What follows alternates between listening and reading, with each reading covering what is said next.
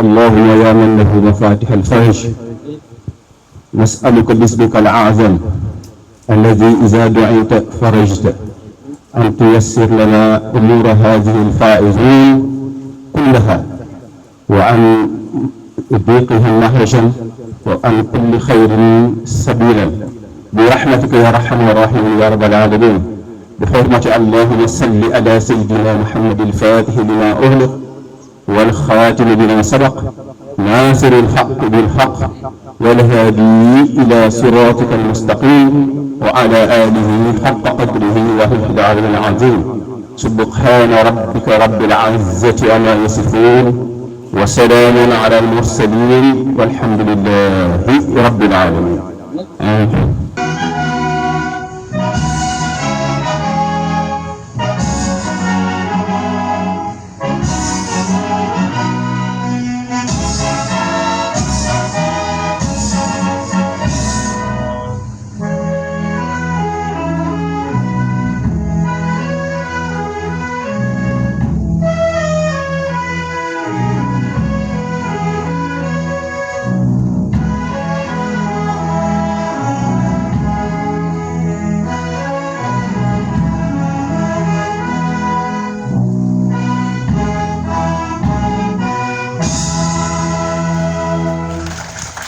Voilà, merci.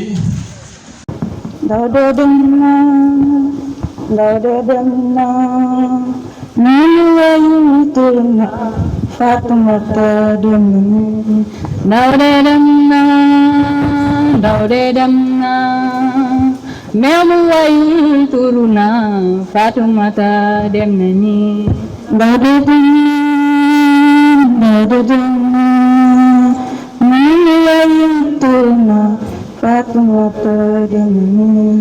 pas pu construire un comme il va finir de silence.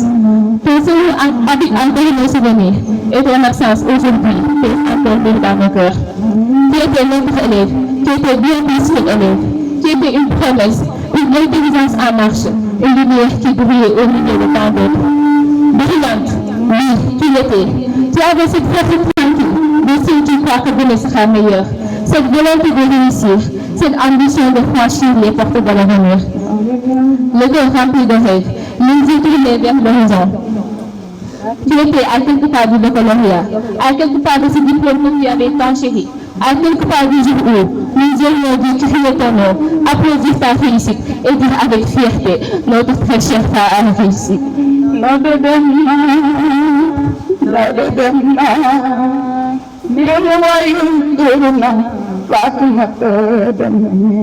Hélas, destin brutal, impitoyable et imprévisible a décidé de t'arracher à notre fierté.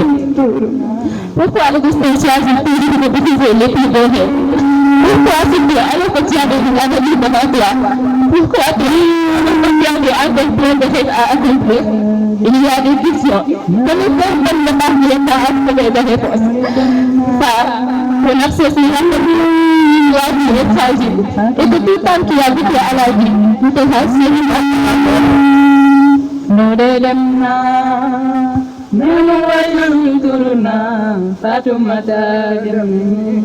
comme le disait Sidina Limamou Laye, la mort n'arrive que par surprise.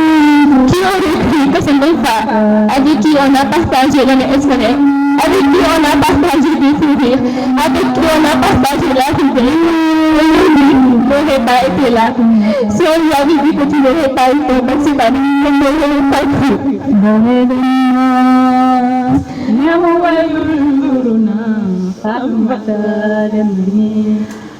Et dans notre communauté éducative, son nom ne sera jamais oublié. À toi, notre fille, notre soeur, notre étoile. Tu n'as pas pu franchir la porte du baccalauréat avec nous, mais tu as franchi une porte, celle de demeurer pour toujours et à jamais dans nos cœurs. Et tant que nous serons là, tant que les nous maintiennent le visa, tant qu'il y aura des élèves dans les salles de classe, tant qu'il y aura des professeurs qui enseignent le savoir dans ce lycée, ton nom ne sera jamais oublié. Ça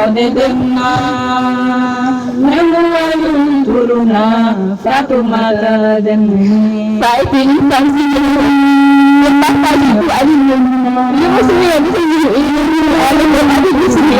Elle l'avait fait plusieurs fois. Elle a évité toute la tout le monde n'était pas parti parce qu'on savait qu'elle l'avait fait pour janvier. Mais vous pensez que nous n'était pas parti. Elle l'avait fait 10 000 fois, vous entendez, 10 000 fois. Elle avait venu donc de pouvoir partager avec ses camarades de classe. Ça n'a jamais eu de avec personne. Ça a été une personne tranquille, une personne brillante. Elle était là avec nous la classe. Elle discutait avec nous, elle nous donnait des conseils. Quand il me contait de conseils, il y a la barre. Il est vraiment utilisé pour nous rassurer tous les jours.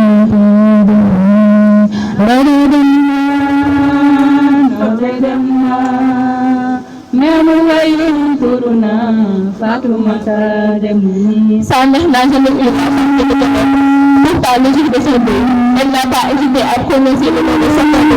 Sa part n'hésitait pas à lui parler de nous à la maison. On disait, il est à lui, Fatou a dit ceci, Fatou a dit cela, alors que l'autre elle n'est plus.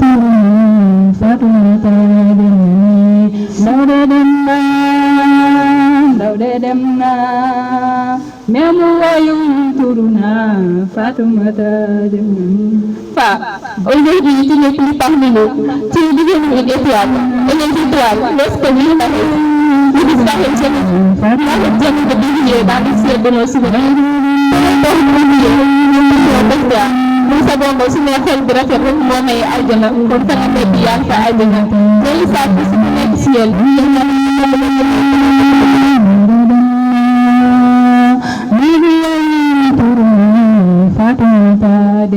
On est oublié à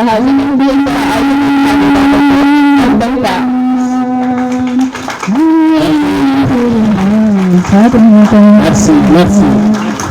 Voilà, c'est triste mais c'est la vie. Li ñu desee mooy ñaanal ko dañuy profité ci occasion bi rek xanaa ñu yeesal ñaan yi ñu def moom ak aussi am nañ beneen élève tudd Sala Ndiaye moom ci promotion daaw bi la woon moom après le décédé moom it ñu fasaale ko ci ñaan yi ak mboolem waaye daw la dañuy wax occasion bi imam pass comme ça mu ñaanal ñu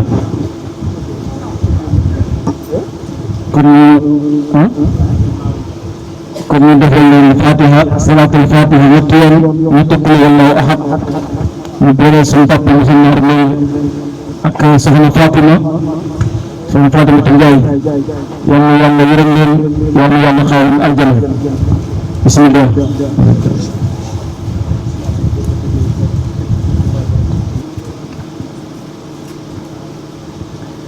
اللهم يا رب كل شيء بقدرتك على كل شيء اغفر لأمتك فاطمة نجاي والصلاة ومسمار الليل وكل من انتصب إليهم أصلا وفرعا اللهم اغفر لها وارحمها اللهم نقها من الذنوب والخطايا كما ينقى الثوب الأبيض من الدنس اللهم إن كانت من المحسنات فزد في إحسانها وإن كانت غير ذلك فتغمدها بواسع المغفرة وأسكنها فسيح الجنان اللهم قل لهم ولا تكن عليهم اللهم اجعل كبيرهم رياضا من رياض الجنان برحمتك يا أرحم الراحمين يا رب العالمين اللهم ألحقهم بالصالحين والصالحات في زمرة النبيين والصديقين والشهداء والصالحين وحسن أولئك رفيقا اللهم وفي مقعد صدق عند ملك مقتدر آمين يا رب العالمين يكي كبرك di ko sof ci kàddu yi xale yi doon wax léegi ñu daw yaram lool te ñu dégg ne li ñu résumé rek mooy inna lillahi wa inna ilayhi raji'un ci yàlla la ñu jóge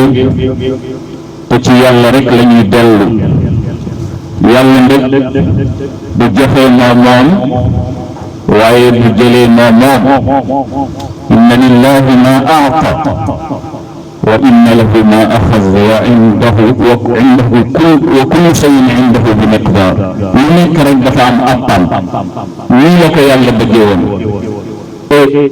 bi ñu tëj rek lu dul fàttali ci ñaari kàddu comme ni ko président Ibrahima Bass waxe ca la waykat ba waxoon ni boo laa xam dee dañ may déglu ci ñetti kàddu yi nañ bëgg a wax te mooy kullu tabibi تخطفته يد الردى يا شافي الامراض من ارضاك لا جلنا médecin bi faj ñëpp dañu jaaxle dee dafay ñëw bàyyi ki feebar ak ki doon tiital jël médecin bi waaye kullu maridi la jël na ki feebar نجا وغوفي بعدما عجزت فنون الطب من عافاك ñëpp di wax ne tey naa ko seeti ji pour bañ am gàcc yàlla nee na ma bàyyiwaat ko fa lu mat 40 ans waaye kii ñuy wax ci moom mooy kulli saxiixi laajal na ci dara dalit يموت لا من علتي dafay faatu te fekk médecin généraliste bi wax na ne dara dalu يموت لا من علة المرض المنايا يا صحيح دهاك كم يفاتك كون يدلوات di fàttali ndaw ñi ñu leen dem waaye xale baa ngi koy wax waykat bi nee na ki gàddu xam-xam di faatu mukk te ci la nekkoon ñëpp di xëccoo na nga xëccoo xam-xam fa fis bi ilmin taish hayyan bihi abada annaasi mawta wa ahli ilmi ahyaa'uhum kon ñi am xam-xam te moom la yóbbaale te daatu leen ko farte benn yoon si seen ñaan yi kon ñu ngi leen di massay metti na waaye lii leen ko defal ñu day teraanga ñaan na boo xamee ne wax fi dëgg yàlla suñu xel dal na ci ñu dem yal na yàlla yërëm ko ak ñu ko booleel ñaanal lépp yal na yàlla xaare ko aljanna waaye yéen yal na yàlla delloo leen ñaan bi nga xam ne moom la leen ñaanal ci jotaay bii tey yàlla mën na ko yàlla def hada wa billahi tawfiq wassalaamu aleykum wa rahmatullahi taala wa barakatuh. Jërëjëf, merci beaucoup. Monsieur l'inspecteur d'académie de Dakar, Monsieur le proviseur du lycée Ousmane Sembène de Yoff, Monsieur le président de l'APE, Mesdames et Messieurs les autorités administratives, civiles, militaires, coutumières et religieuses, Mesdames et Messieurs les partenaires de l'école, chers professeurs, chers invités, mes chers camarades, c'est avec une immense émotion et une profonde gratitude que je prends la parole aujourd'hui au nom de tous les nouveaux bacheliers du lycée Ousmane Sembène de Yoff. En cet instant solennel, nous célébrons bien plus qu'un diplôme. Nous célébrons des années d'efforts, de sacrifices, de persévérance et d'espérance. Derrière chaque réussite se cachent des nuits de révision, des moments de doute, des larmes parfois, mais aussi une volonté inébranlable de réussir. Aujourd'hui, nous sommes fiers du chemin parcouru. Cette réussite n'est pas seulement la nôtre, elle est celle de toutes les personnes qui nous ont accompagnés. À nos chers parents, disons merci. Merci pour tous les sacrifices souvent invisibles, les encouragements quotidiens, les prières, la confiance et l'amour que vous nous avez donné. Sans vous, nous ne serions pas ici aujourd'hui. À nos valeureux professeurs, nous exprimons notre profonde reconnaissance. Vous nous avez transmis des connaissances, mais aussi des valeurs essentielles, la persévérance dans l'effort, la discipline à toute épreuve, le respect de soi et d'autres, et un sens élevé de responsabilité. Non seulement vous avez cru en nous, mais vous nous avez également poussé à donner le meilleur de nous-mêmes. Nos sincères remerciements vont naturellement à Monsieur le proviseur, qui depuis son arrivée au lycée n'a cessé de nous pousser à croire en nos capacités. Dans votre vision de l'excellence, vous nous avez toujours exhortés à croire fermement que seul le ciel devrait être notre limite, quels que soient les défis. Grâce à votre leadership, notre établissement est devenu un cadre où chacun peut apprendre, grandir, s'épanouir et rêver plus grand. À l'endroit de toute l'administration et au personnel du lycée, nous exprimons notre appréciation pour votre engagement et votre disponibilité. Nos remerciements vont aussi à l'inspecteur d'académie pour son accompagnement, aux autorités présentes, ainsi que tous les partenaires qui accompagnent notre lycée. Votre soutien témoigne de l'importance que vous accordez à l'éducation de la jeunesse, car investir dans l'école, c'est investir dans l'avenir de notre pays. Mais en ce jour de fête, nos cœurs gardent une pensée particulière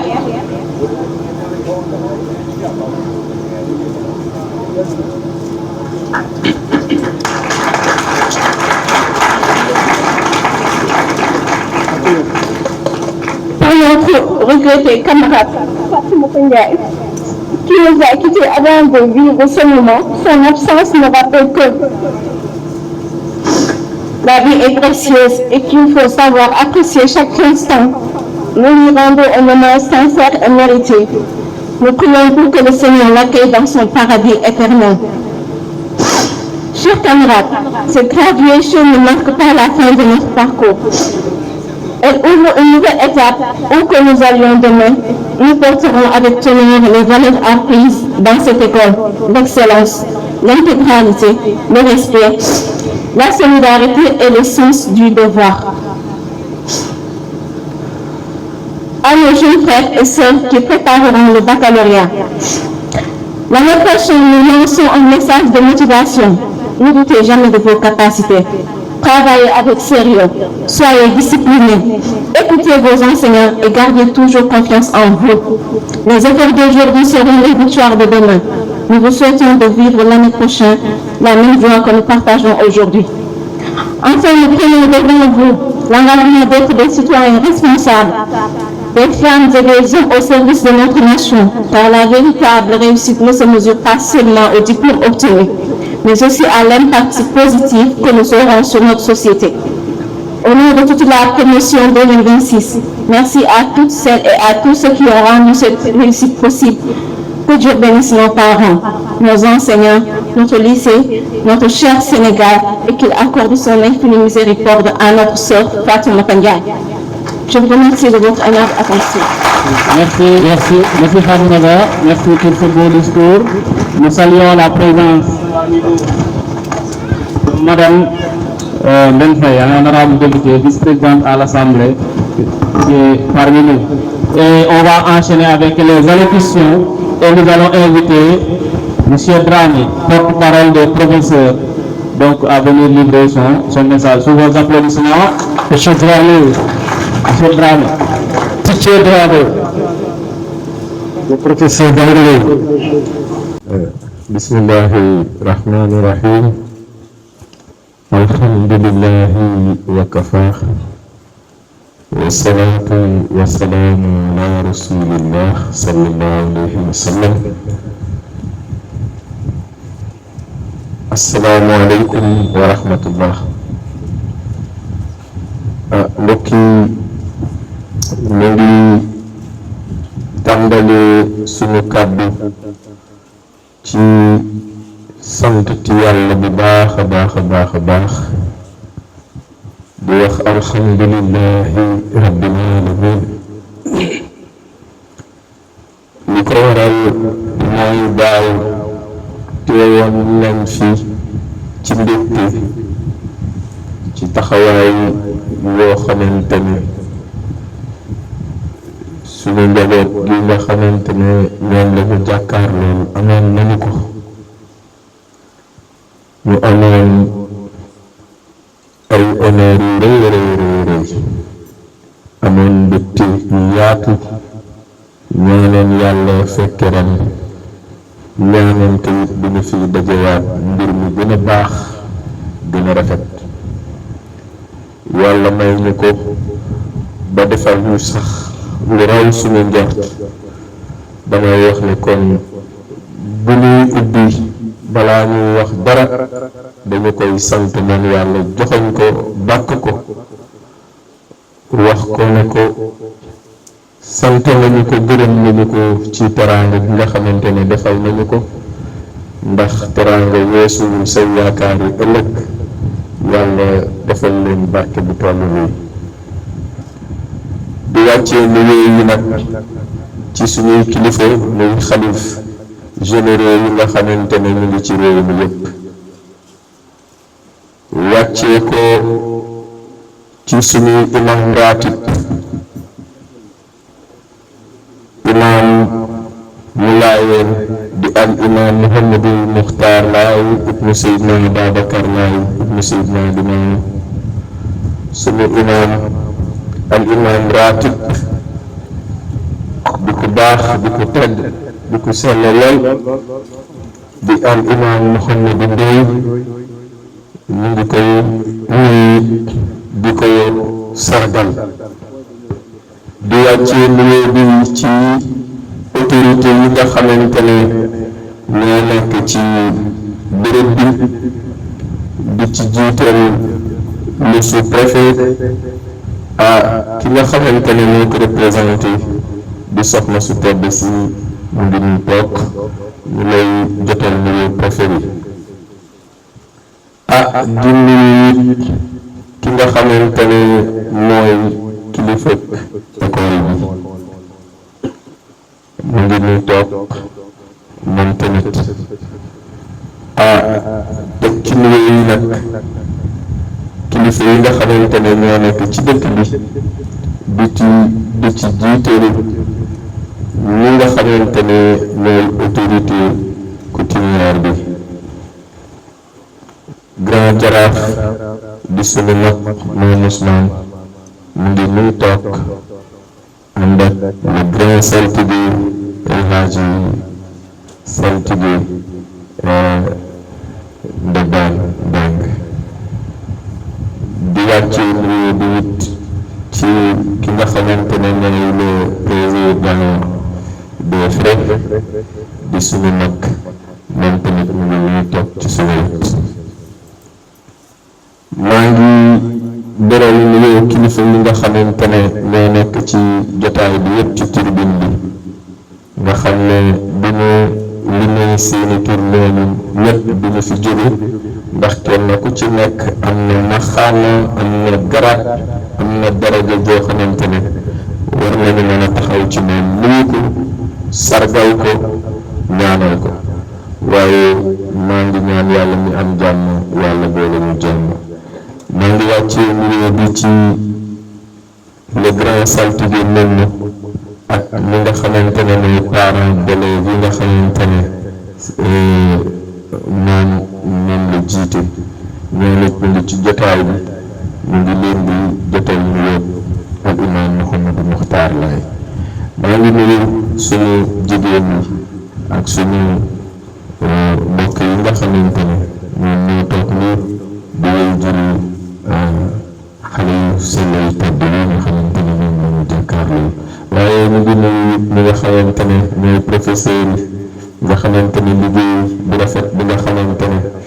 génn na feeñ na tey jii ñoom ñoo ko waral ndax dañuy wax ni ki ngay àndal rek ñu wax la ki nga doon waaye tey jii seen bëgg jàng seen fonk métier bu leen yàlla jox wane ngeen ko tey ci jàmbaar yi toog di doomu dëkk bi ñu ngi ñaan yàlla ubbi seeni xel ubbi seeni dënn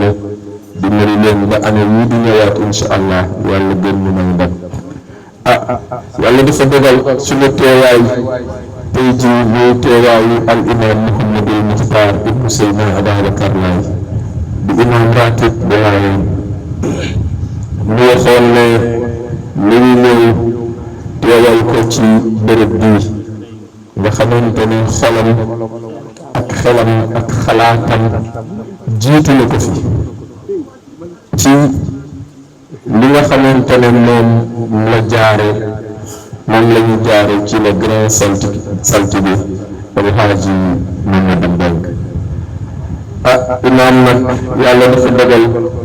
daaw baral xelam ak xolam ak ñaanam yépp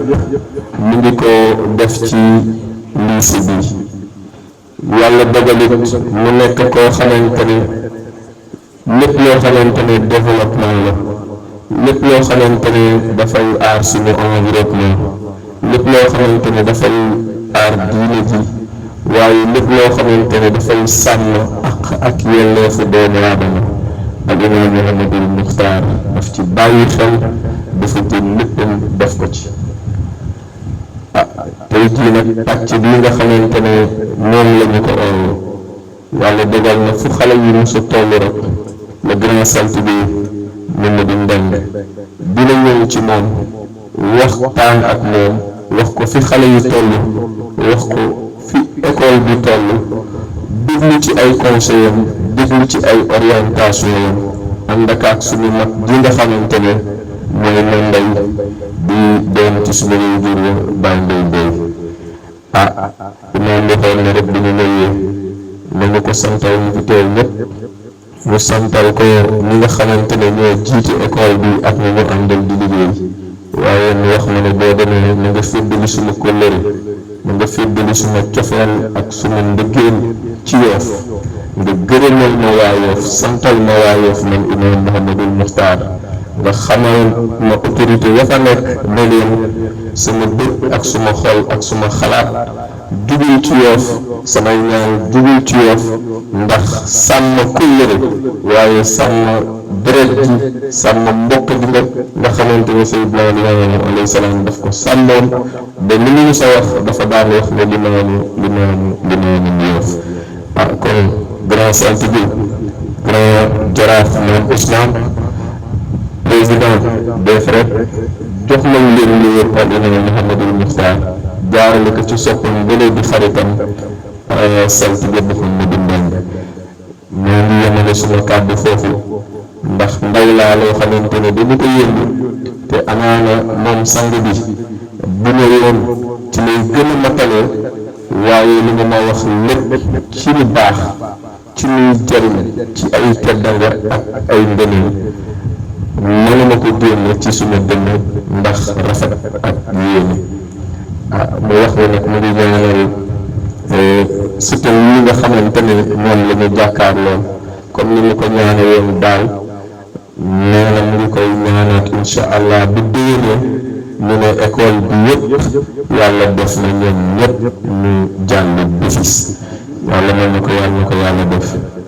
foofu laay tëjee suma kàddu di sant imam yi fi nekk di wax subhaana rabbika rabbil izzati ammaa yasifuun wa salaamun alal mursaliin walhamdulillahi rabbil aalamiin allahumma salli ala sayyidina muhammadin wa sallam.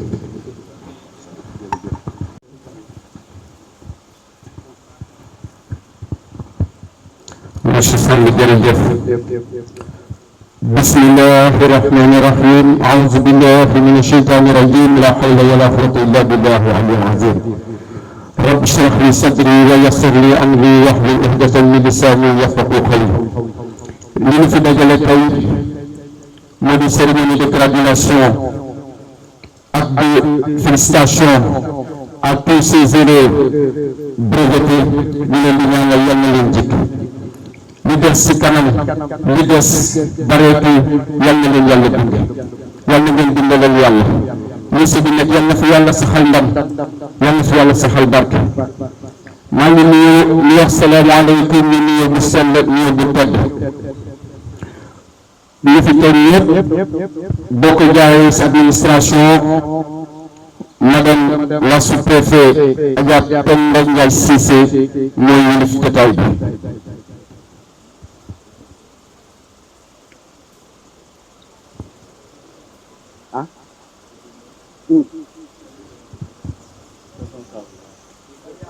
Mariama Diaw maay jégalu Mariama Diaw xalifa gisuma la woon maa ngi lay nuyu di la ziar Mariama Diaw madame la préfet maa ngi jégalu ci plan coutumière ñoom fii ñu fi teewal fi Yoff tulel jëmmal di le grand jaraaf le colonel Mame Ousmane Mbengue féddoo le grand saltige El Hadji Omar Mbengue Ndebane ñu féddoo ak ki nga xam ne moo di Mame Saliou Mbengue di président des frères génération 62 66 waaye ma fekk fi sama sang mu teeral léegi wax kaddu yu sell kaddu yu tedd jóge ca ka nga xamante ne moom wéyjur la ci moom waaye moom def na ko wéyjur def ko sang dal di topp ci gannaaw topp bu sell bu tedd bi yëf yëpp ràññee ñu Seydina Issa Diop indi kaddu Seydina Mouhamadou Makhtar mi nga xam ne suñu juumul pare na ci école bi di wax ne kaddu sell na tedd na yal na yàlla suñu borom yokk sutura yal na yàlla bu nga xéewal borom laa préfet maa ngi lay jéggul maa ngi jéggul lu bare bari maa ngi lay teg sa wàccuwaay di la teg sa rang di nuyu monsieur le proviseur Sylvain Faye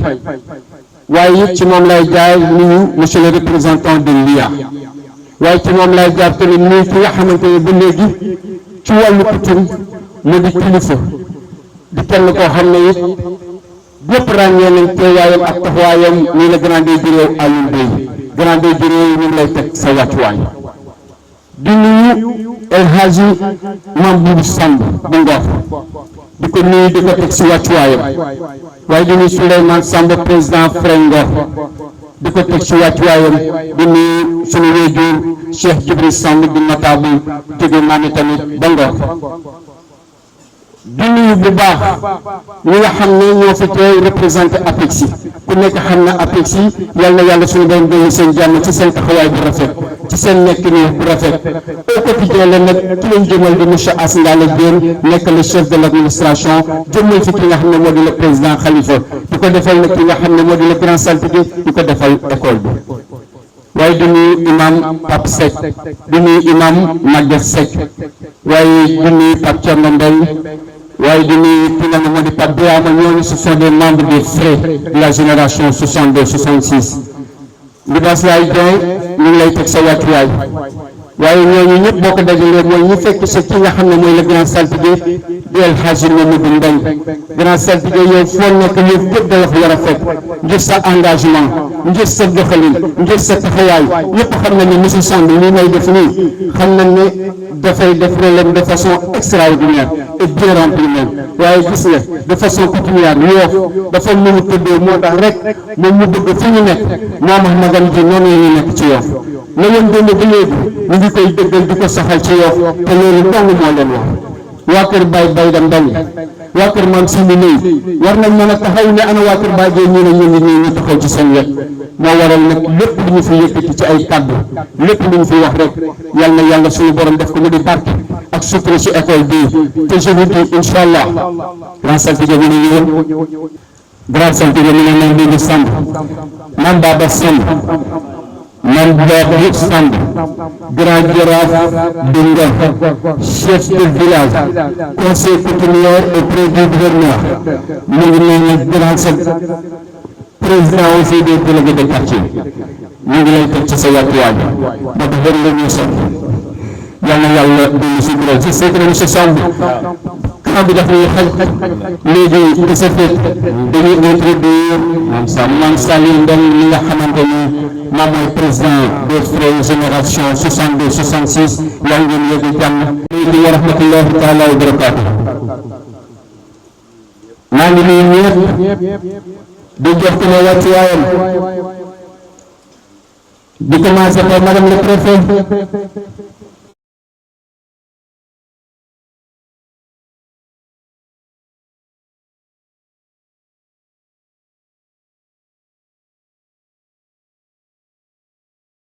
Salay Diop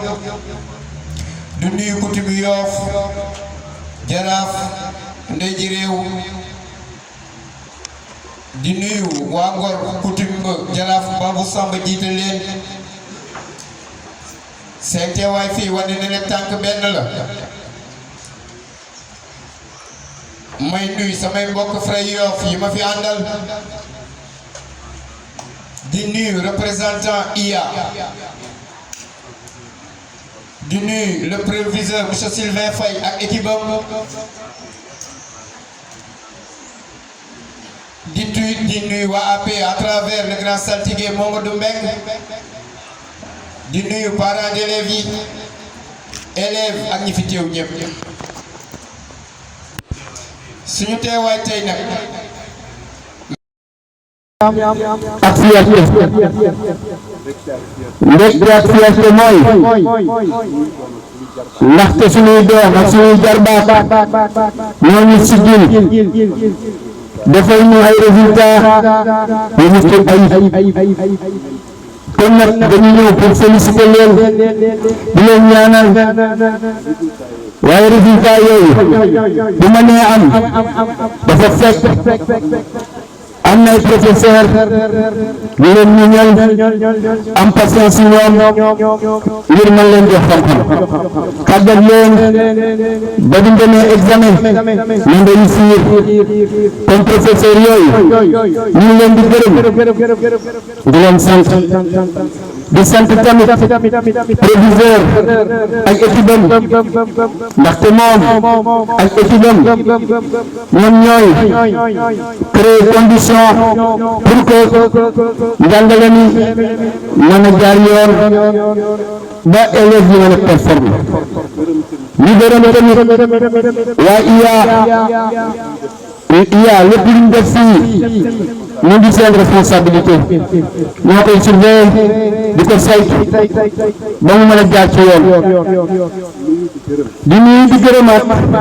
partenaires yi su ma ne partenaires yi APEX ñu ngi ci biir Ndomb Tànk ñu ngi ci biir AP ñu ngi ci biir préfecture ñu ngi ci biir ñoom ñëpp ñooy joxante loxo ànd jàppale école bi pour que ñu mën a am résultat yu mucc ayib suñu teewaay tey dafa am solo ndaxte fonctionnement école bi daf ñuy teel résultat yi ñu am ren dañ bëgg déwén ñu am double wala ñu ko ëpp loolu dafay tax suñu bët du teggeeku ñëpp ci école bi suñu bët du teggeeku ñëpp ci condition de travail yi liñ ci war a def mbaa liñ ci war a wax mbaa liñ ci war a dox dinañ ko dox bu ñu waree ànd ak AP bu ñu àndee administration wala ànd ak sous-préfecture wala ànd ak ñoom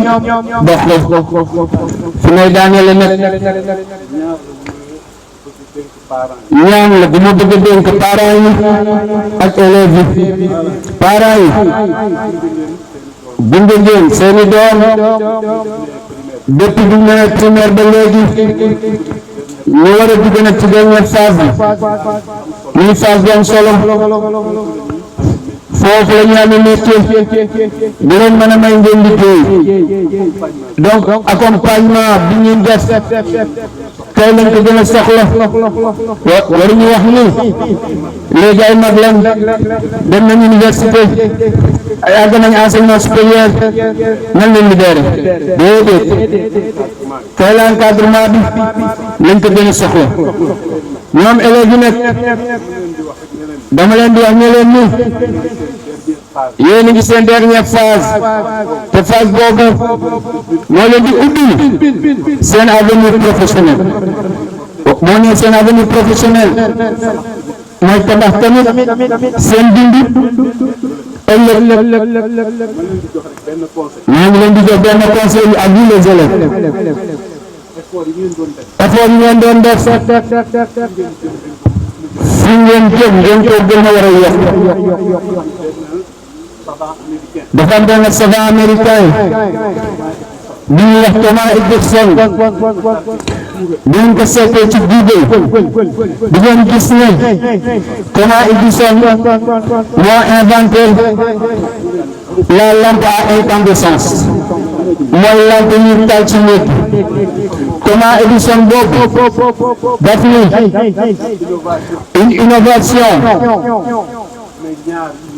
une innovation ñaar ñoo ko seq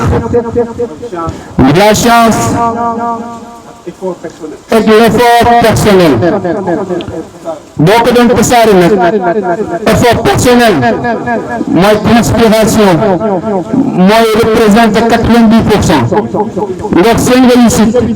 enseignement supérieur à 90% si seen effort personnel nag lay jóge foofu lay daaneel nag ñaanal ngeen fa am sa réussite ba mu ngeen bëgg. wasalaamaaleykum wa rahmatullahi taala wa barakatu.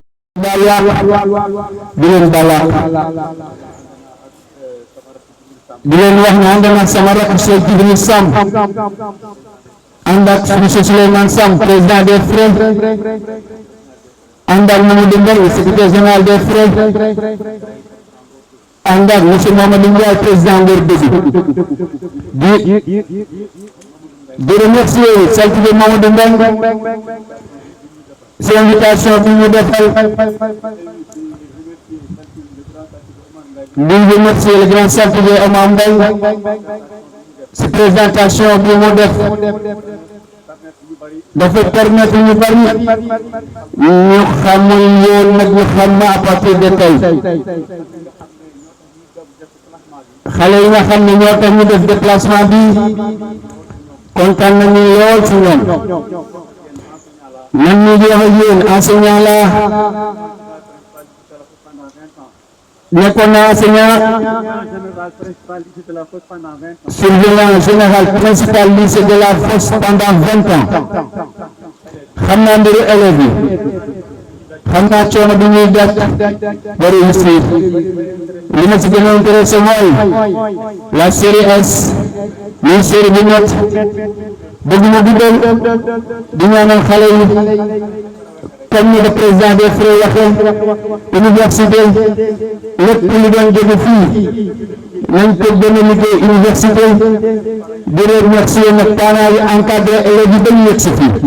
jërëjëf. Chère Madame le Préfet,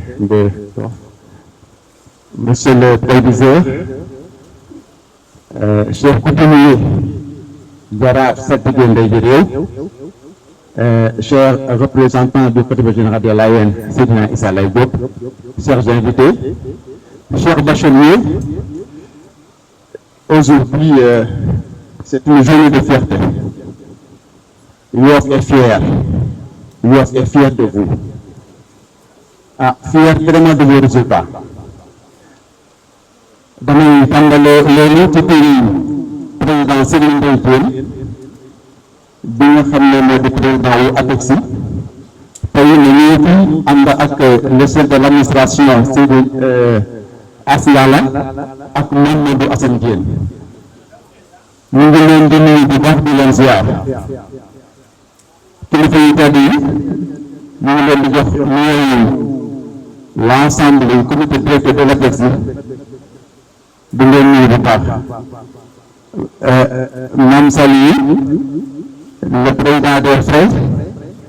di suñu njiit ñun ñuy taxaw bokk ci classe bi ñu yore ñu ngi lay beral yoon ñu ngi nuyu mbooleem yi fi teew di leen ziar tey nag comme ni ma ko waxee léegi dafa nekk bisu mbégte nekk bisu fierté ci résultat yoo xam ne tey moom lañ suñu njaboot di andil sànq Mame Sali mu ngi wax si Thomas Edison di wax teene bi waaye moom bi muy wax sax ñu ne ni ma junni yoon mu ngi tenté même exploité fi ñu trouvé dara kon su bàyyi yoon rek du egg fi ñu jëm wax nag nañ ne bac c'est pas la fin d'un combat mais c'est le début de la guerre.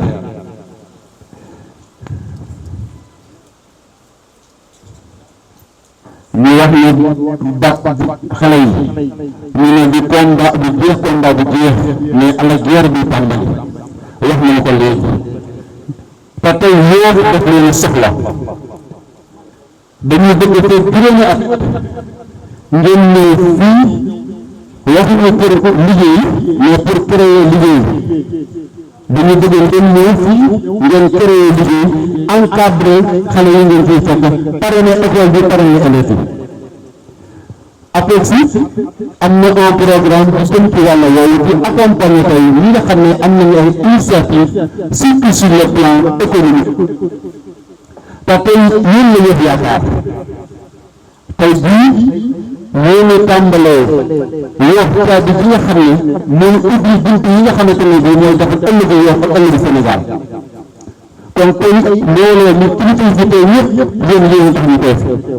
dañ si tey pour ñaanal leen dañ si tey pour accompagner leen wax leen ñun li leen di xaar ëllëg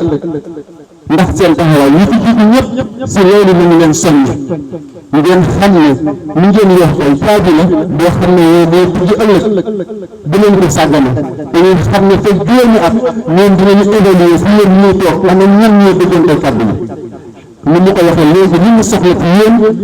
mooy ngeen créer ay liggéey di def lu liggéey mais créer liggéey daal di taxaw yoon APEX nag comme ni ñu ko waxee dafa nekk parrain ci lycée bi fas yéene accompagner ko ndax dañuy bëgg kon nekk kilifa yoo xam léegi ñu nekk lycée d'excellence dañuy bëgg ñu nekk lycée lépp lu ñu laaj te mu mën ci taxaw dina ko taxaw bala naa ngay nag dañuy particularisé jaraaf colonel moom Ousmane ak saltige Sénégal Issa maa ngi leen di rendre hommage ci tax leen taxawaay si jamono bi ci yéex ak yéex bu am la yàlla yàlla jàppale ni ci mission boobu noonu di ñaan yàlla école bi yàlla def ci xëyal def ci sutura as ngala moo war a nga wax ne daf na surprendre kon le góorgóorlu def na ci tuuti président di ñaan ndaje lii tey mën na ko ndaje xëyal ndaje suuf yàlla yaa def jàmm def xëyal asalaamaaleykum wa rahmatullah jërëjëf am na solo asalaamaaleykum mbooloo mi maa ngi jégalu li ma bëggoon sax moom ngeen ma defal nii parce que jëmm ji bu ñu ko joxee kàddu ci wàllu école ñun ay jàngalekat lañu ñu nekk ci biir école bi di gis li nga xam ni moom lay def loolu moo tax ma jógee fële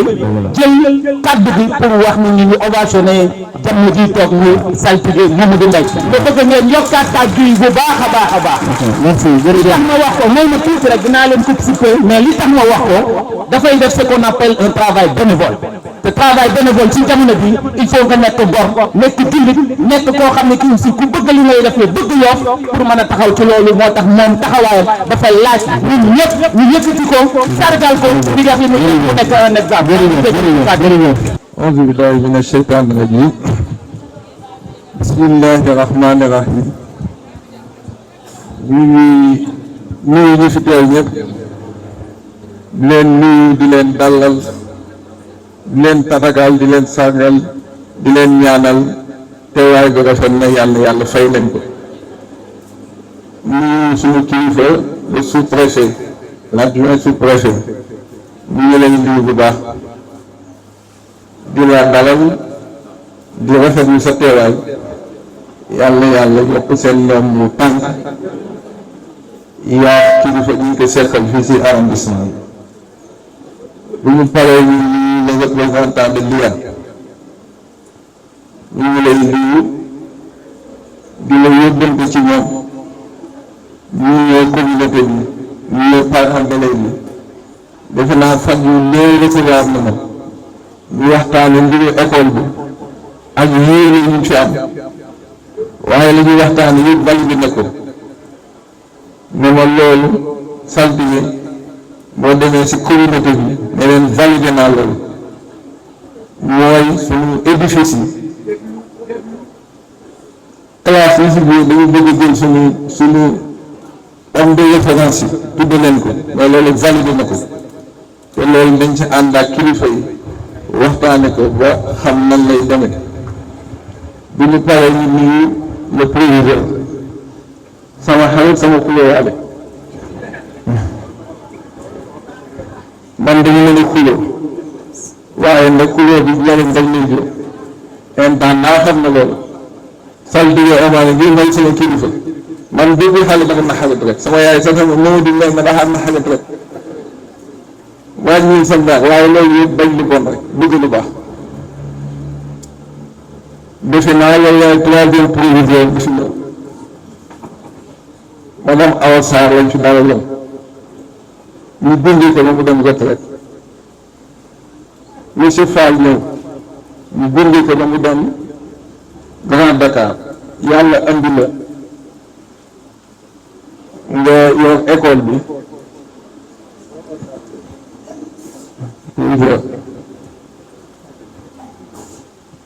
suñu mbokk chrétien la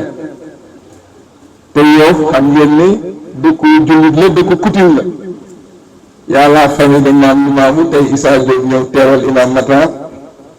yaa l'imam ratib yàlla coutume waaye bi mu ñëwee daf ma wax ne dama bëgg a nuyu ci kilifa Yoff yàlla dogal ñu yóbbu ko ci kilifa yi mu nuyu leen bu baax a baax dem ci imam Matar imam ratib ak ñi seq dëkk bi yëpp ñu ngi lay siy sant bu baax dina ñaanal li nga jiite yàlla ndam yi gën a kawe nuyu l'administration bu école bi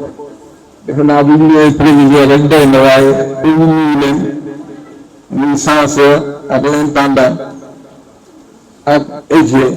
ñu leen nuyu bu baax di leen ñaanal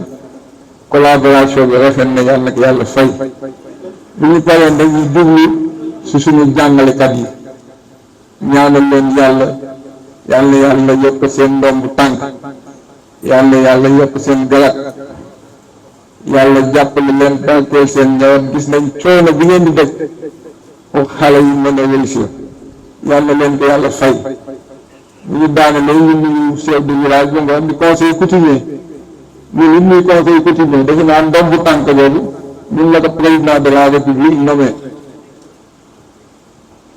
si décret ministériel du ministre de l'Intérieur depuis 2021 ñu dépend si gouverneur de la région ñu ngi koy nuyu ak ñi mu àndal ñëpp jëriñ ko ñu ngi koy sant ak délégation bi Cheikh Djibi Mamadou Ndiaye leen déglu Souleymane Faye yéen ñëpp ñu ngi leen di nuyu ñoom xam ngeen ne Yoff mooy Ngoof mooy Yoff ñu ngi leen di nuyu suñu doom yi yàlla barkeel diplôme bi defal leen si ndam lu yaatu ak ñu APEXI ñu lay nuyu ak Ndigaas man njàngi Yoff synthèse laa si 15 ans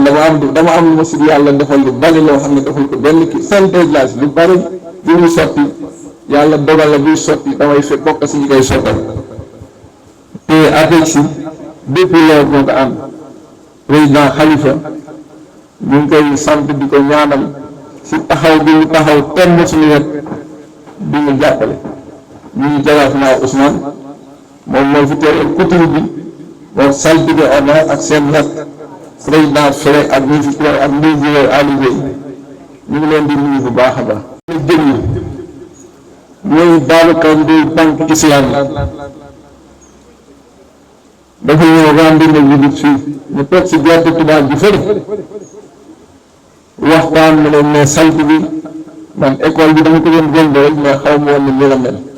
dinaa gën a taxaw sa rek jàppale la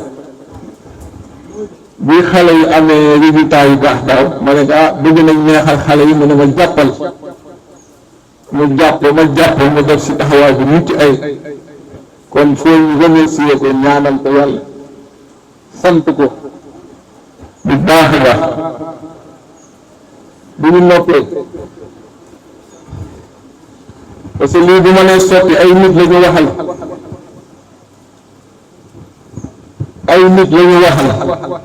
ba tax ñu mën ñoo jox cadeau yi ñu mën ko andi si école proviseur dama ko wax ne yaay organisé wala maay organisé man du ma xëccee organisation communauté boo ko defoon daaw yow da ngay dégg ñëw yaay def wala maay def loolu laa wax boo defee man ñëw sa gannaaw jàppale la su ma defee la nga bàyyi ma seeti samay nit ñu andi teraanga ñu jox xale nga ñu jël na yaay def mais ñu ànd ko ñun ñëpp maa ngi lay remercier si loolu.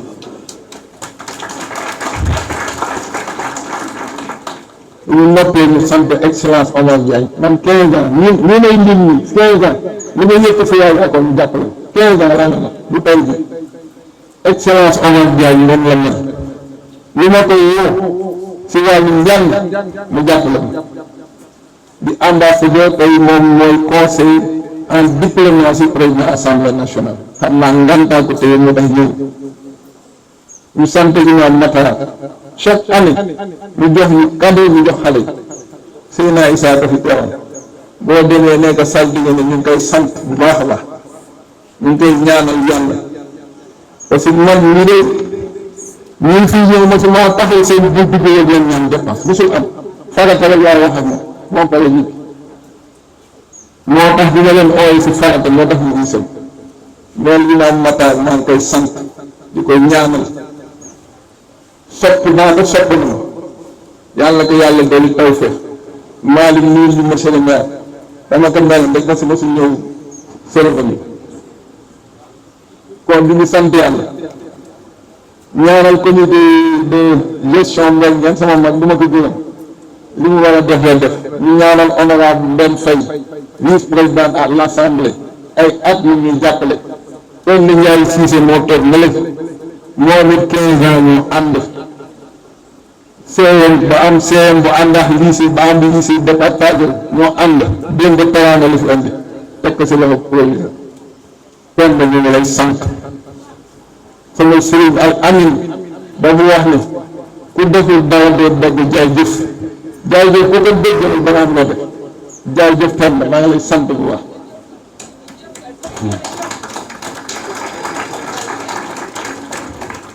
Babacar Ndeye yemul si jàppale ñu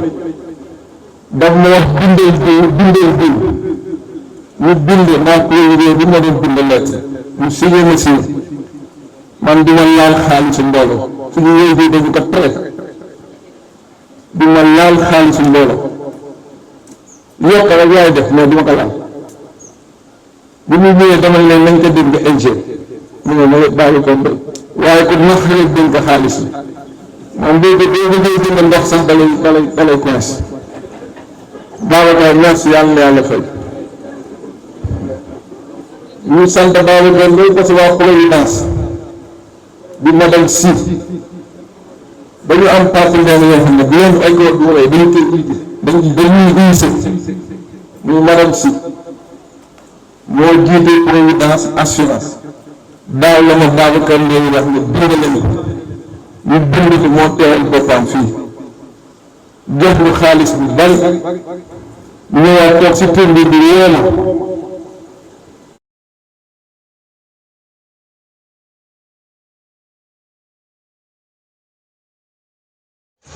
daaw bi mu laa dem ñaar ngi jiitu woon fii yëpp may nañ ku ne 100 000 ñu am doom bi ñuy wax Mbissine Diouf ma wax ko kaawam ñu jàll 1 mois après mu woo ma ne ma Mbissine dama bëgg mu ñëw sama bureau ñu ne na andi papa ñu demaat mu may ko xaalis bu bari jàppale loolu foo ñu di ko préciser kon madame dafa tukki mu ngi États-Unis doomam moo nekk foofu doon accoucher mu dem di ko assister madame la Providence yàlla ko yàlla fay sant ko bu baax a baax kon sant comité de gestion Ndëngaañ am nañ fi teraanga bu Mbengeen am nañ fi teraanga. moom mooy jiite les cadres léegi gis ngeen cadre bi lu fi ne moom nga def ak waa OBS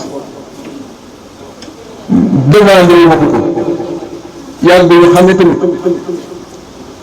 bu résultat yi génn dama koy yónnee résultat yi 30 minutes après bu woo ne ma seen lycée bi dafa mel ni muy def performance ma ne ko ah kay mu ne man ndax da nga bëgg neexal xale yi ma ne ko ah kay bëgg naa ko daaw defoon naa ko waaye bëgg naa ko mu ne ma koon dinaa la jàppale mu ma bindal waa OBS Malick Sow ma ñëw lu bind nekk ñu yóbbu ko bii xaalis bi génn di yow la wax mais am ngeen fi 1 million nan ngeen koy def xaalis laa leen di jox wala ay cadeau nga woo ma ne la ko def cadeau comme dañuy jëndi cadeau rek la ko def cadeau mu def ko cadeau mooy cadeau yi tegu ni yëpp Ibrahima Diagne kooku doomu Aliou Diagne Koumba ay doom papaam mooy woon ancien ministre depuis Abdou Diouf ba léegi nga cité bii nekk fi ñu ngi wax ne cité cadre bi dem papaam moo ko taxaw ba léegi am cité ba la ñuy sacré papaam a taxaw ba loolu am mu met 300 et quelques personnes am parcelle bi ñu dugal seen njaboot doomam moo ñu defal lii da ngeen ko ñaanal bu baax yàlla ko yàlla fay ma terminé rek si suma rakk Assane Mbaye moom it dafa ñu wax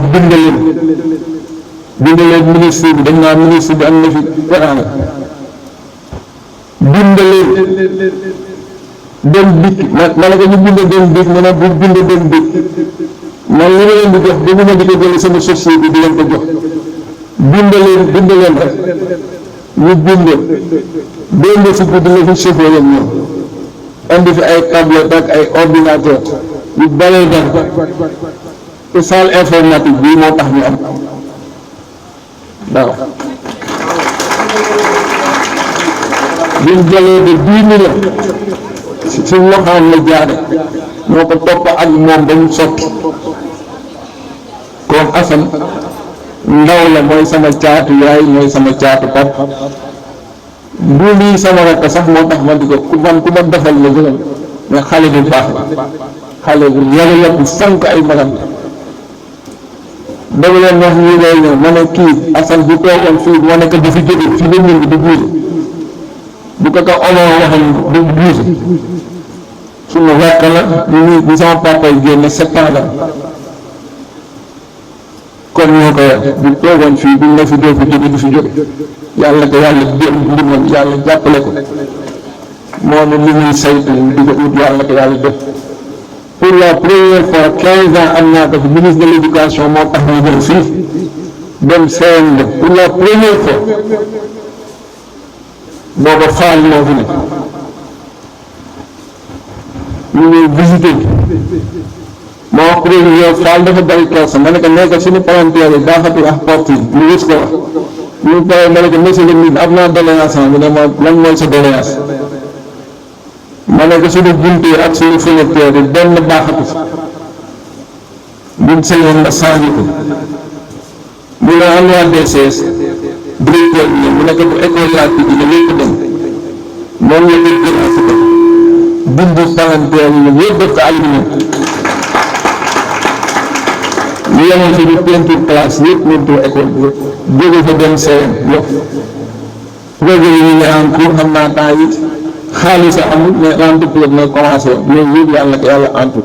vraiment ñu ngi ñaan cohésion bi nga xam ne am na si lycée bi yàlla continue man du ma xëccoo ceeb chaque année man leen oo leen keneen ku ñëw doxal man yow li ma siy def bu ma yenoo ceeb dama koy def bu ma ko yenoo dama koy def kon ñu ngi ñaan yàlla suñu doom yi seen diplôme yi yàlla ko yàlla barkeel parents d'élèves ñu ngi leen di ñaanal donte la benn parent fi ne iya benn parent moo fi ne di nga gis benn parent moo ko rek benn moo fi ne di liggéey pour man ma wax loolu parents yi maa ngi leen di ñaan yëpp jàlleen dinañ oote assemblée générale ngeen ñëw nga xam li xew si école bi parce que école bi li koy fonctionnement bi yëpp li koy doxal parents yi takk seen poste ñun ñooy natt inscription bi 5000 pour yow am nga maxaama yokk inscription am na amoo ko man kay maay taxaw na nga yokkal 3000 ma plaidé ko te noonu la dem nga yokk amul parents yi doon xul man leen ku xul rek ne leen ko ñu doon si man moo wax que école bi li tax ñu yokk inscription moo jur résultat yi parce que condition yi bi réunir résultat kon parents yi maa ngi leen di jaajëfal ngeen def uniforme jëlaat 1000 francs delloo ko école bi salle informatique baa ngi mel salle yëpp 2000 la ñu courbe wala 3000 man leen def leen ko 7000 ndax l'administration dañu am benn problème parents yi nangu ko kon loolu ñu leen koy jaajëfal bokk si waaye ndeg waleef ya parce que gardien bii yéen a koy fay kii nettoyé toilette bi yéen a koy fay léegi photographe yéen a koy fay kenn fay bi loo koy fay kenn fay kon ceeb yooyu ñuy yokk si inscription yi buñ ko def njëriñ nangu leen ko xam ne ñiy nettoyé seen toilette doom ak ñi leen di photocopier ñuy jàng ak kii garde école ba ñooñu leen koy fay kon liñ si yokk jëmul sama poos jëmul si poosu proviseur demul si benn poos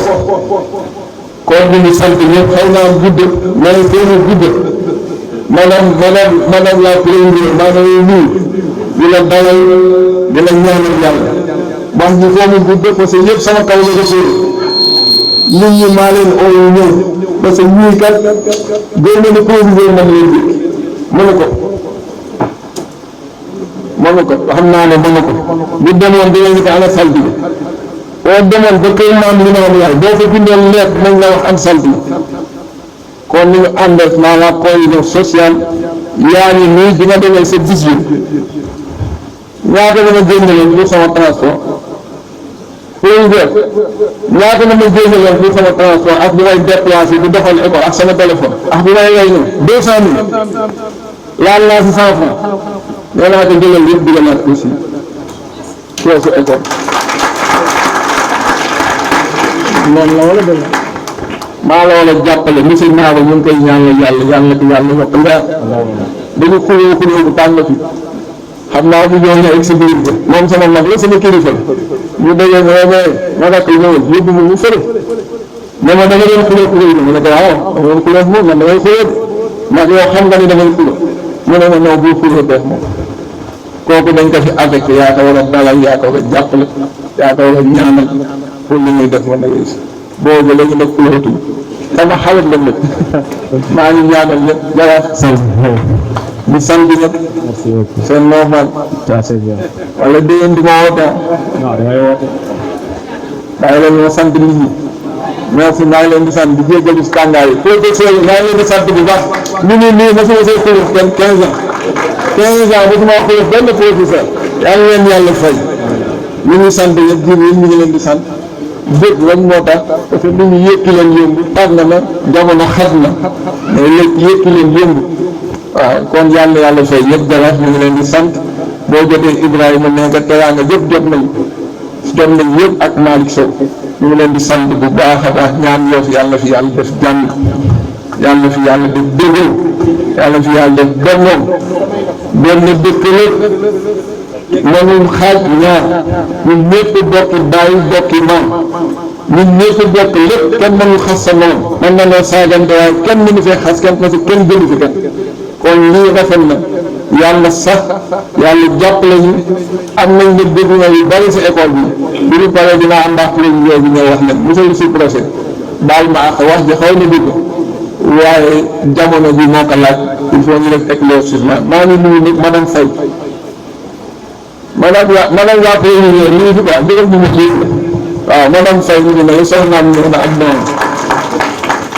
di ñaanal nag suñu benn doom boo xam ne bu ñuy dëgmal examen yi la ko yàlla moom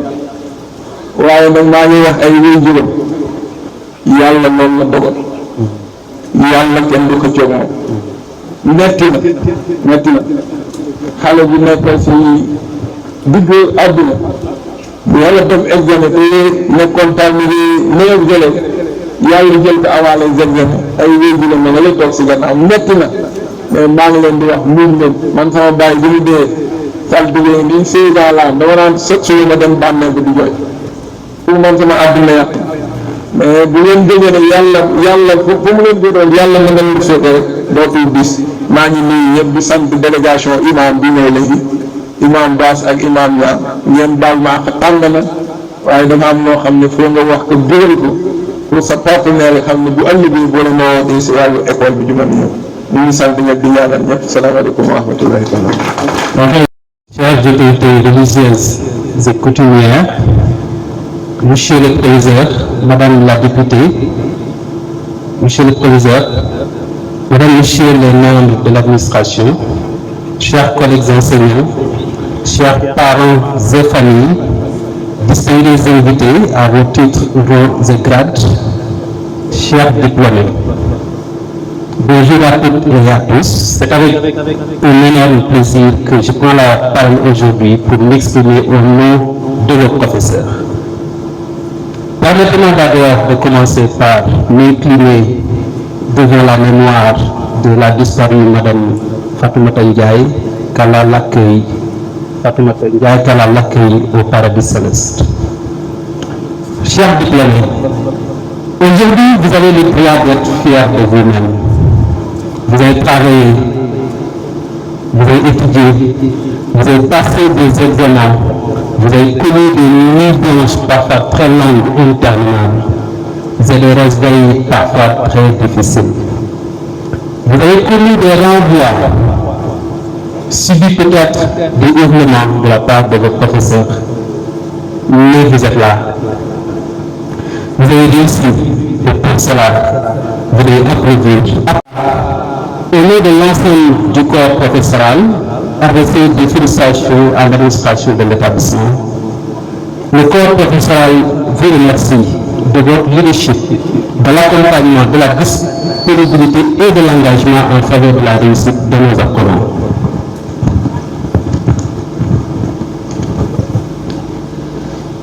L'adage me dit que si vous voulez aller vite, il faut marcher seul, mais si vous voulez aller mieux, marchons ensemble. Cette graduation d'aujourd'hui est justement la preuve que nous pouvons accomplir ensemble, l'administration, les enseignants, les parents, les apprenants, pour aller dans la même direction. Au nom donc de tous les enseignants, merci pour votre confiance, pour votre accompagnement et votre engagement. Chers diplômés, le diplôme n'est pas un document, mais la graduation, c'est une histoire. Derrière chaque diplôme, il y a des heures d'études,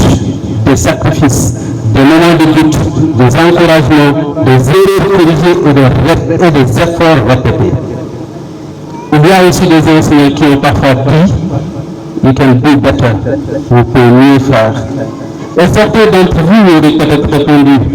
qu'est-ce qu'il veut ce monsieur? Mais j'ai déjà tout fait, n'est-ce pas? Peut-être, mais nous insistons. Pourquoi? Parce que pour un enseignant, un élève ne doit pas se limiter à ce qu'il fait au jour le jour. Nous voyons en vous des talents qui peuvent éclore. On voit à travers vos résultats ce que vous pouvez faire de l'eux. Chers parents, aujourd'hui nous voulons également vous célébrer parce que seul à une cérémonie de graduation. Derrière lui, il y a une famille. Il y a des sacrifices, il y a des engagements, et il y a parfois des conseils répétés, tels que étudier, travail, laisse ton téléphone, góorgóorlu, yow lañu yaakaar. Et certains parents ont probablement répété cette dernière phrase plus souvent que nous avons corrigé nos propres copies. Mais derrière ces paroles, il n'y a que deux choses, l'amour et l'espoir. À mes chers enseignants, chers collègues, aujourd'hui est également notre jour, parce qu'enseigner, ce n'est pas simplement entrer dans une salle de classe et délivrer un programme, c'est accompagner des êtres humains, c'est parfois croire à un élève avant même qu'il ne croit en lui-même. C'est dire, essaie encore, tu peux faire mieux, ne baisse pas les bras, encore plus d'efforts, more efforts, disais-je. Et parfois, il faut le reconnaître, c'est aussi répéter la même explication une fois, deux fois, trois fois. Mais ce sacrifice de ces heures de repos, de ces samedis, de ces week-ends, de ces jours de fériés et ces jours de vacances, c'est juste pour voir fièrement ce jour arriver. Parce que l'enseignant ne construit pas seulement des carrières, l'enseignant construit des vies. Alors, si vous devez retenir quelque chose de mon discours, au nom des professeurs, il y a 5 choses à retenir. La première, c'est de travailler dur, parce que le talent ouvre parfois une porte, mais c'est le travail qui vous permet de rester dans la pièce. Restez curieux. Votre diplôme ne signifie pas que vous avez fini d'apprendre, mais au contraire, vous commencez à apprendre autrement. Soyez intègres. Votre réputation peut prendre des années à se construire, mais quelques minutes pour se détruire. Respectez les autres, peu importe votre poste, même si vous n'êtes pas d'accord avec eux. restez dignes et respectez-les. Enfin, donnez un retour. Chers diplômés, avant de vous quitter, je voudrais vous donner un dernier devoir. Ce devoir n'aura pas de date limite de soumission, il n'y aura pas de surveillant et personne ne pourra le faire à votre place. Le sujet est simple. Que feriez-vous de la chance qui vous est offerte aujourd'hui? Class of 2026, congratulations. Merci et que Dieu vous accompagne dans vos futures missions. Honorable député Ben Faye, 4e vice-présidente de l'Assemblée nationale, Madame Maria Madiaw, représentante du sous-préfet des Almadies, Mesdames et Messieurs les autorités administratives, civiles, militaires, religieuses et coutumières, Madame Ayassa Liaï, premier proviseur du lycée Ousmane Sembène de Yoff, Monsieur le président de l'association des parents d'élèves, Mesdames et Messieurs les partenaires de l'école, chers enseignants et personnels administratifs, chers parents d'élèves, chers lauréats, Mesdames et Messieurs, c'est avec une immense joie que je vous souhaite la bienvenue à cette cérémonie de graduation dédiée à nos nouveaux bacheliers de la session 2026. Cette cérémonie est avant tout une célébration de l'effort, de la persévérance et de l'excellence. Elle marque une étape importante dans la vie de nos élèves qui,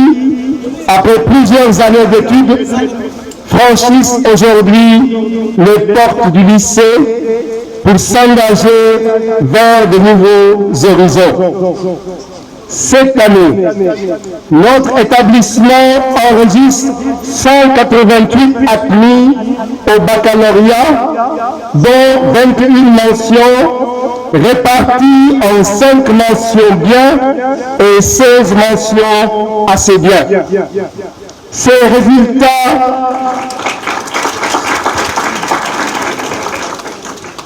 résultats, disais-je,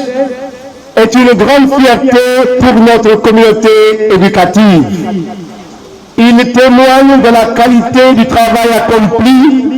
et de l'engagement de chacun. Je félicite chaleureusement tous les nouveaux bacheliers. Vous avez cru en vos capacités. Vous avez travaillé avec sérieux et vous avez récolté aujourd'hui le fruit de vos sacrifices. Soyez fiers de ce parcours, mais gardez à l'esprit que cette réussite n'est pas une fin en soi. Elle est le début d'une nouvelle aventure qui exigera encore davantage de courage, de discipline, mais aussi et surtout d'humilité. J'adresse mes sincères remerciements à l'ensemble des enseignants. Par votre professionnalisme, votre disponibilité, votre dévouement, vous avez accompagné nos élèves vers cette belle réussite. Les résultats obtenus sont aussi les leurs. Ils méritent aujourd'hui notre reconnaissance et nos applaudissements. Je remercie également les parents d'élèves qui, malgré les difficultés, ont soutenu les enfants tout au long de leur parcours scolaire. Je voudrais exprimer une reconnaissance toute particulière au président des parents d'élèves. Je vais nommer Mamadou Mbeng, initiateur de cette cérémonie de graduation. Grâce à cette heureuse initiative, nous célébrons l'excellence, nous valorisons le mérite et nous donnons à nos jeunes une motivation supplémentaire pour viser toujours plus haut. Mes remerciements vont également à toutes les autorités administratives, civiles, militaires, religieuses et coutumières qui ont honoré cette cérémonie de leur présence. Votre soutien constant à l'école constitue une source d'encouragement et renforce notre engagement en faveur d'une éducation de qualité. Cependant, cette journée de fête ne saurait être complète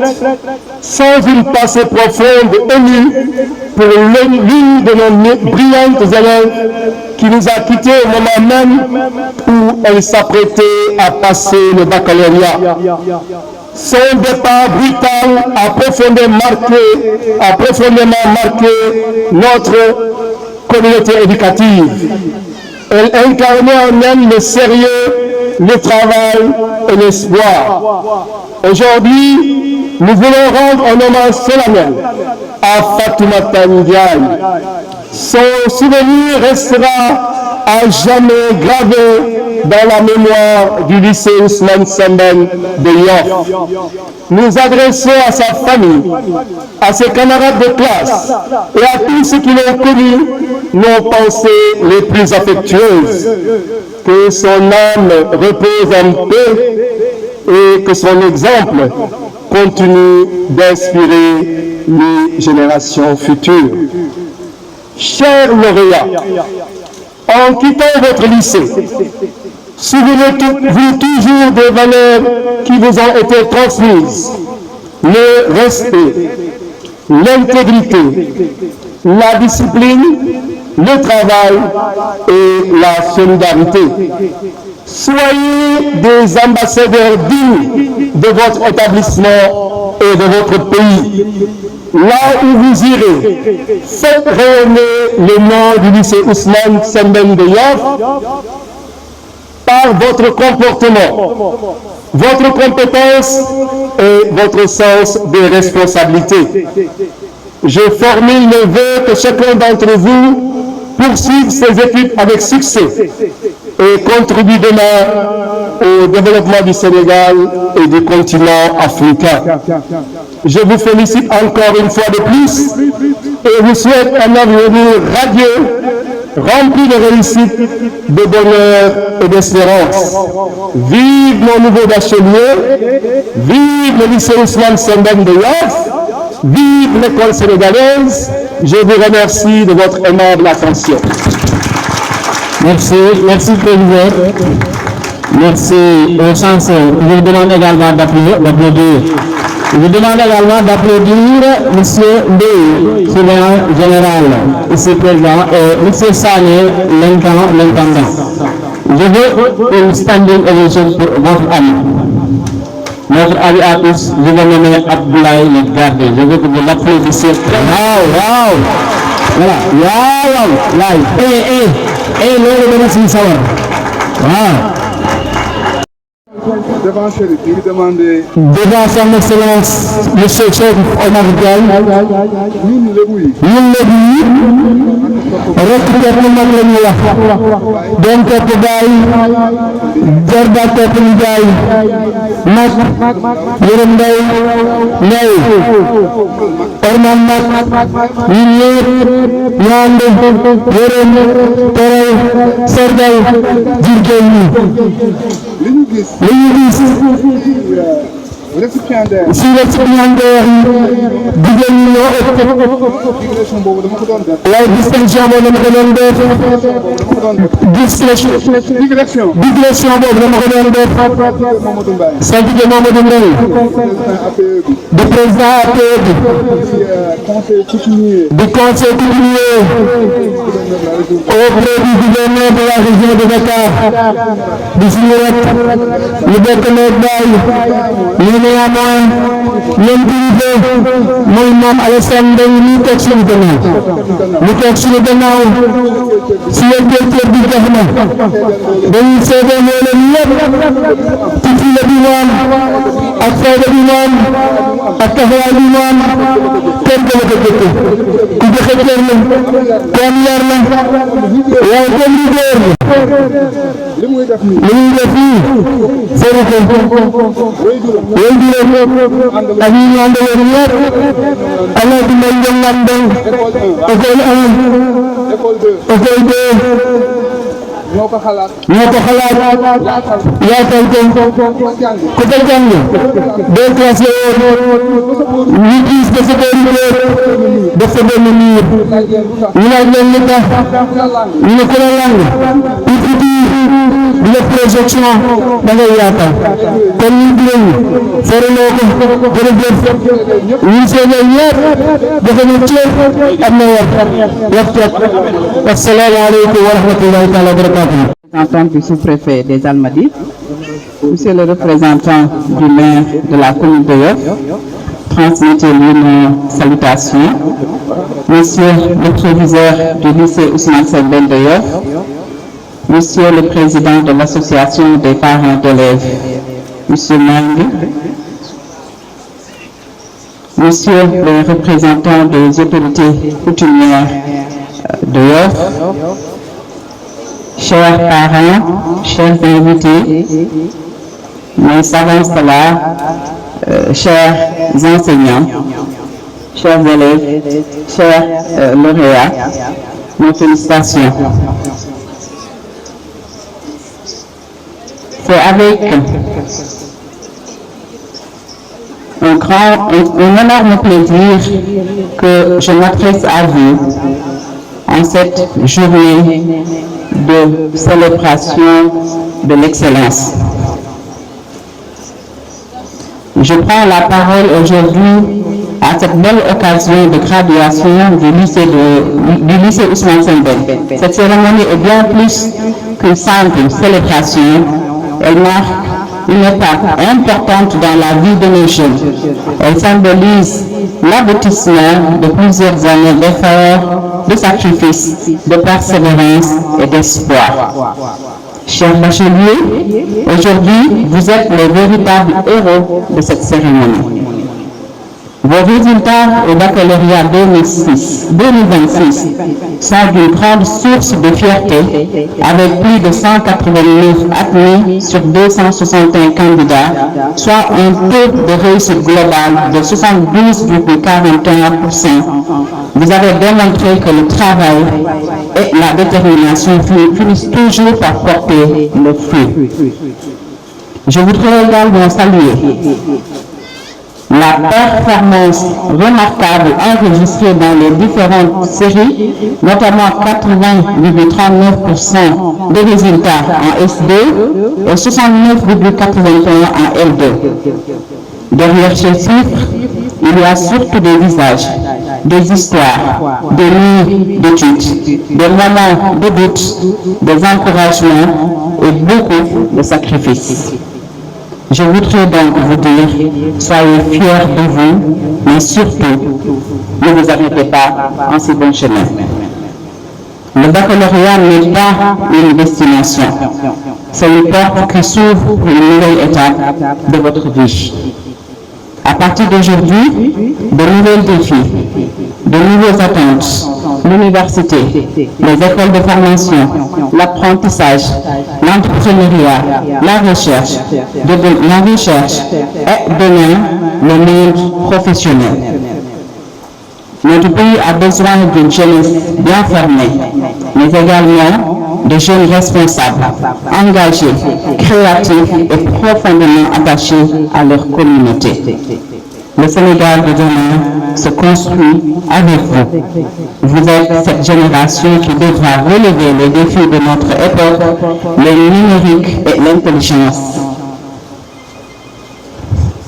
L'intelligence artificielle, l'environnement, l'emploi, l'entrepreneuriat, la transformation économique et le développement de nos territoires. Vous êtes des enfants de Yoff, des enfants du Sénégal.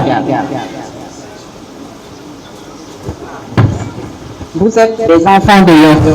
des enfants du Sénégal. Où que vos études ou vos carrières vous conduisent, n'oubliez jamais que vous venez toujours à ce... n'oubliez jamais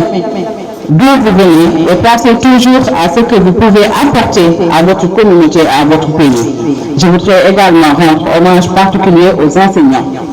Former un enfant n'est pas simple, lui transmettre des connaissances non plus. C'est contribuer à construire un citoyen, à éveiller des consciences et à préparer l'avenir d'une nation. Votre engagement, votre patience, votre dévouement méritent notre reconnaissance. Aux parents, je voudrais également adresser mes sincères félicitations. Votre soutien, vos sacrifices et vos encouragements ont certainement joué un rôle essentiel dans la réussite de vos enfants. Enfin, je voudrais féliciter toute l'équipe du lycée Ousmane Sembène de Yoff pour les résultats qui témoignent de la qualité de l'encadrement et de l'engagement de toute la communauté éducative. Chers bacheliers, rêvez grand, travaillez dur, restez humbles, soyez disciplinés et surtout croyez en vous. Le diplôme que vous recevez aujourd'hui est important, mais ce qui fera véritablement votre réussite de demain, ce sont vos valeurs, vos capacités à apprendre, à vous relever après les échecs et à servir utilement votre société. Je terminerai par une phrase simple. Votre réussite aujourd'hui est une fierté pour vos familles, une fierté pour le lycée Ousmane Sembène de Yoff, une fierté pour toute la communauté de Yoff. Faites en sorte que donner votre parcours soit une fierté pour tout le Sénégal. Je vous souhaite à toutes et à tous beaucoup de succès dans la suite de vos études et de vos projets. Félicitations à la promotion 2026. Vive le lycée Ousmane Sembène, vive le Sénégal. Merci honorable, merci honorable, merci pour ce beau discours. Honorable député Ndel Faye, monsieur le représentant de l'inspecteur d'académie de Dakar, Excellence Amadjan, Mesdames et Messieurs les représentants des autorités administratives et locales, Mesdames et Messieurs les membres du corps professoral et personnel administratif, Monsieur le représentant des Frères de Yoff et de l'APEXI, chers parents d'élèves,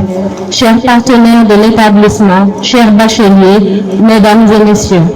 c'est avec un réel plaisir et un grand honneur que je prends la parole au nom de Monsieur le sous-préfet de l'arrondissement des Almadies à l'occasion de cette belle cérémonie de graduation qui célèbre la réussite, le mérite et l'accomplissement de nos jeunes bacheliers du lycée Ousmane Sembène de Yoff. Cette cérémonie constitue bien plus qu'un simple moment festif. Elle marque une étape importante dans la vie de ces jeunes filles et de ces garçons qui, après plusieurs années d'efforts, de sacrifices et de persévérance, s'apprêtent désormais à franchir une nouvelle étape de leur parcours académique et professionnel. Chers bacheliers, avant tout, permettez-moi de m'incliner devant la mémoire de votre regrettée camarade, Madame Fatou Ndiaye, que le Tout-Puissant l'accueille en son paradis céleste. Je voudrais vous adresser mes plus sincères, mes plus chaleureuses félicitations pour les résultats obtenus au baccalauréat. Les performances enregistrées au cours de cette année par votre établissement sont particulièrement encourageantes, avec un taux de réussite de 69,34% en série L2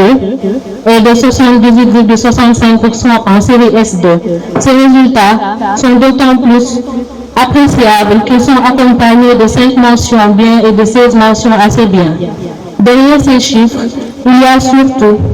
des visages, des parcours, des heures de travail, des moments de doute surmontés et surtout une volonté de réussir. Vous avez fait preuve de résilience, de courage et de détermination au cours d'une année scolaire particulièrement chargée, dans un contexte qui n'a pas toujours facilité la sérénité des apprentissages. Vous avez néanmoins tenu bon. Vous avez compris que la réussite ne repose pas uniquement sur les aptitudes intellectuelles, mais également sur la discipline, la persévérance, la capacité à surmonter les difficultés et la confiance en soi. Vous pouvez donc être fiers du chemin parcouru. Mais permettez-moi de vous rappeler que le baccalauréat n'est pas une fin. Il constitue plutôt le commencement d'une nouvelle aventure. Les portes de l'université, des grandes écoles, de la formation professionnelle et du monde du travail vont désormais s'ouvrir devant vous. Vous verrez de nouveaux défis à relever et des choix importants à effectuer.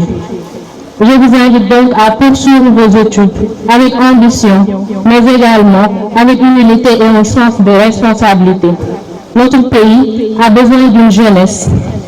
bien formée, compétente, consciente de ses responsabilités et profondément attachée aux valeurs de travail, d'intégrité et de solidarité et de citoyenneté. Je voudrais également saisir cette occasion pour rendre hommage à l'ensemble du corps professoral et du personnel du lycée Ousmane Sembène. À travers ces résultats, c'est votre engagement quotidien qui est récompensé. Former une jeunesse, transmettre des connaissances, accompagner des adolescents dans leur construction intellectuelle et humaine est une mission exigeante qui nécessite patience, disponibilité et abnégation. Mesdames et messieurs les enseignants, recevez donc nos sincères félicitations et notre profonde reconnaissance. Je voudrais également adresser une mention particulière aux parents d'élèves. Votre rôle est essentiel dans la réussite de vos enfants. Derrière chaque élève qui réussit, il y a une famille qui accompagne, une famille qui encourage, qui conseille, qui soutient et consent parfois d'importants sacrifices. Votre engagement aux côtés de l'établissement mérite d'être salué. Monsieur le proviseur, je voudrais également vous adresser mes félicitations pour le travail accompli à la tête de cet établissement. Les résultats obtenus témoignent des efforts consentis pour créer les conditions favorables à la réussite des élèves et pour maintenir une dynamique positive au sein du lycée. Je tiens particulièrement à saluer votre engagement en faveur de la préservation de l'environnement et de l'amélioration du cadre de vie de l'établissement. Une école ne doit pas seulement être un lieu de transmission de savoir, elle doit également être un espace propre, sain, sécurisé et agréable, propice à l'épanouissement des élèves et à l'exercice de la mission éducative. À cet égard, les initiatives prises pour préserver et améliorer le cadre de vie du lycée Ousmane Sembène méritent d'être encouragées. Je salue également l'accompagnement de la commune de Yoff, qui contribue aux efforts entrepris pour améliorer l'environnement et les conditions de vie au sein de l'établissement. Cette collaboration entre l'administration scolaire, les collectivités territoriales, les parents et l'ensemble des acteurs éducatifs constitue un bel exemple de ce que peut produire une action concertée au service de la jeunesse. Mesdames et messieurs, en cette circonstance solennelle, permettez-moi au nom de Monsieur le sous-préfet de l'arrondissement des Almadies d'adresser une nouvelle fois mes chaleureuses félicitations à l'ensemble des bacheliers du lycée Ousmane Sembène avec une pensée particulière pour les lauréats distingués. Je souhaite à chacun et à chacune d'entre vous plein de succès dans vos études supérieures, dans vos projets professionnels et dans votre vie future. Que votre réussite soit le début d'un parcours encore plus remarquable. Je vous remercie de votre aimable attention. Merci.